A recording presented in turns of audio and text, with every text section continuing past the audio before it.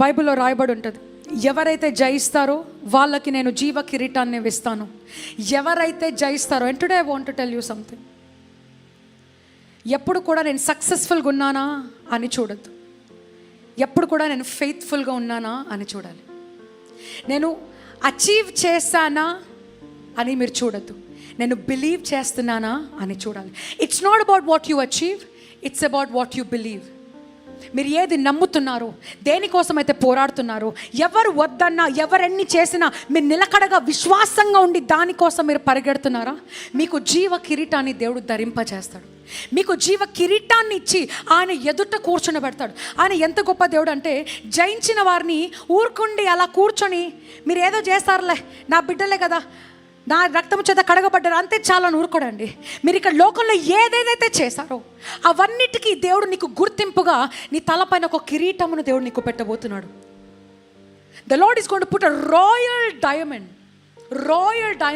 నిజమైన స్వర్ణాలతో, నిజమైన డైమండ్స్తో, నిజమైన ఎమరల్స్తో ఒక చక్కటి కిరీటమును దేవుడిని తలపైన ధరింపజేసే దేవుడు దగ్గర రాయబడింది. 2 తిమోతి 4:8 ఇక ఇప్పుడు నీతి కిరీటము నా కొరకు ఉంచబడి ఉన్నది, న్యాయమును బట్టి తీర్పు తీర్చు ప్రభువు ఆ దినమందు దానిని నాకు అనుగ్రహించును.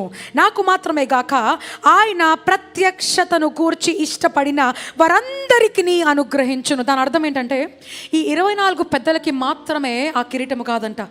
నీకు నాకు, మనము విశ్వాసముతో జయిస్తున్న, ఎదురు చూస్తున్న, పోరాడుతున్న, విశ్వాసముతో నిలకడగా ఉన్న మనందరికీ దేవుడు కిరీటాన్ని ధరింపజేయబోతున్నాడు. ఆయన ఎదుట కూర్చుండబెట్టిన ఈ లోకంలో లాగా కరప్టెడ్ సిస్టమ్ కాదండి. ఇక్కడ గవర్నమెంట్ ఆఫీషియల్స్కి ఆస్తులు ఉంటాయి, గవర్నమెంట్ ఆఫీషియల్స్కి పెద్ద శాలరీలు ఉంటాయి. ఇక్కడ నాయకులకే ఎక్కువ ఆస్తులు ఉంటాయి. పరలోకంలో అట్లా కాదండి.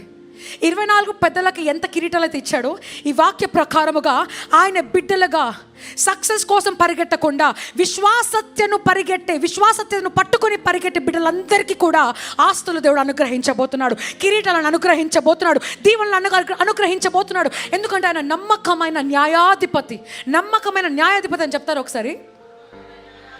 నమ్మకమైన న్యాయాధిపతి పెద్దలకి మాత్రమే కాదంట, ఆయన కొరకు ఎదురు చూస్తున్నా. Today again I want to remind you, don't be after your success. మీ సక్సెస్ కోసం పరిగెట్టద్దు. మీరు విశ్వాసాన్ని పట్టుకొని పరిగెడితే అప్పుడు అవన్నీ కూడా మీకు అనుగ్రహింపబడతాయి. ఆయన కృపగలిగిన దేవుడు అండి. మోసం చేసిన వారినే పట్టుకొని దీవించే దేవుడు. యాకోబు మోసం చేసి పారిపోతుంటే ఇస్సావును దీవించకుండా, ఇస్సావును ఓదార్చకుండా మోసం చేసి పారిపోతున్న యాకోబును పట్టుకొని దీవించిన దేవుడు. ఇక్కడున్న ప్రతి బిడ్డ దీవెన చూడబోతున్నారు. పరలోక స్వాస్థ్యమును మీరు పొందుకోబోతున్నారు, పరలోక ధనమును మీరు అనుభవించబోతున్నారు, పరలోక కిరీటమును మీరు ధరించుకోబోతున్నారు. నమ్మిన గట్టిగా ఆమేన్.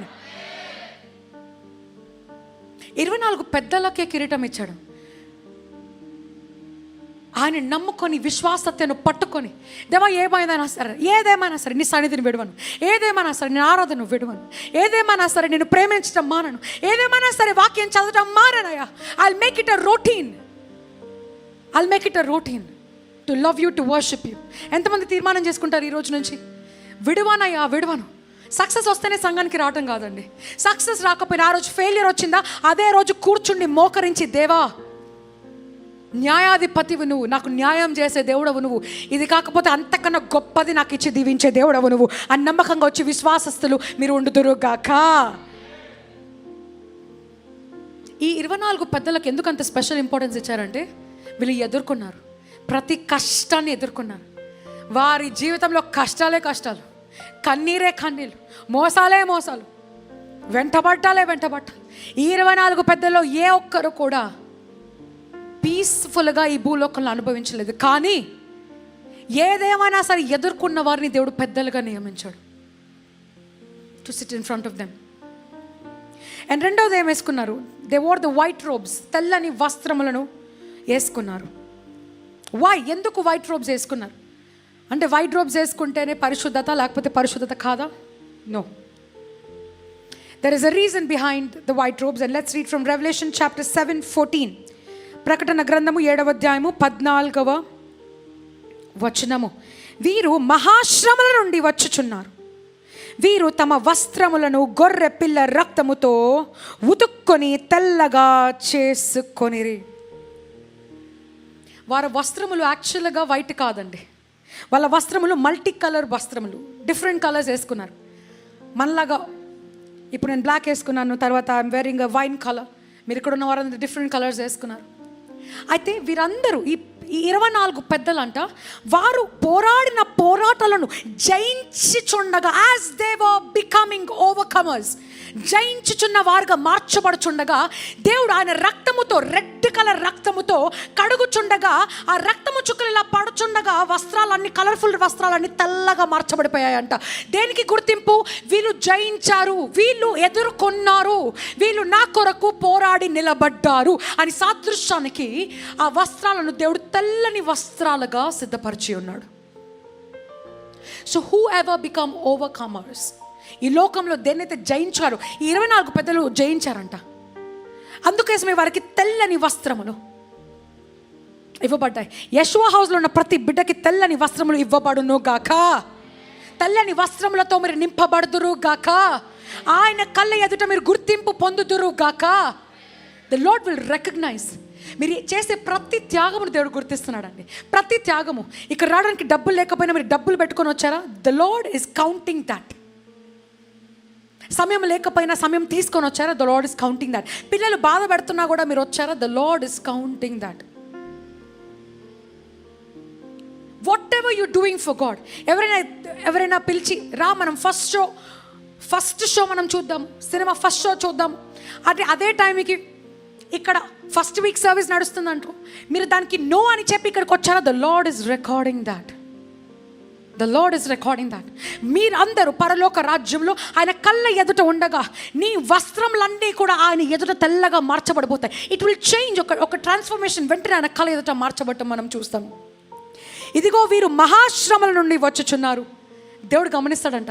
మీరు కష్టం నుంచి వస్తున్నారు, ఆయన సన్నిధికి మీరు ఎక్కడైతే ఇక్కడికి ఎలా అయితే వస్తున్నారో, ఏడుస్తూ వచ్చారా, తలనొప్పితో వచ్చారా, ఇంట్లో ఒప్పుకోకపోయినా వచ్చారా, సీక్రెట్ బిలీవర్స్గా వచ్చారా, పాకెట్లో బైబిల్ పెట్టుకొని దాచుకొని వచ్చారా, దేవుడు పరలోక రాజ్యంలో గుర్తించి మీ గురించి ఇలా అంటాడంట. ఇదిగో వీళ్ళు మహాశ్రమల నుండి వచ్చారు.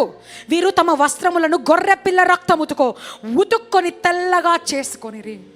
మీరు ఆయన రక్తంతో కడగబడిన మరోక్షణమే. That is why I say there is nothing above the blood of Jesus. దేవుని రక్తానికి మించిన రక్తము లేదు, దేవుని శక్తికి మించిన శక్తి లేదు. అందుకే సాతాను శక్తులు, మహాంకాళి, ఈ మహామాంత్రికులు ఏం చేస్తారంటే, మనుషుల రక్తాలు, ఇన్నోసెంట్ రక్తాలు, వర్జిన్ రక్తాలు, కన్యకల రక్తాలు తీసుకొని వాళ్ళ పవర్స్ తెచ్చుకుంటారు.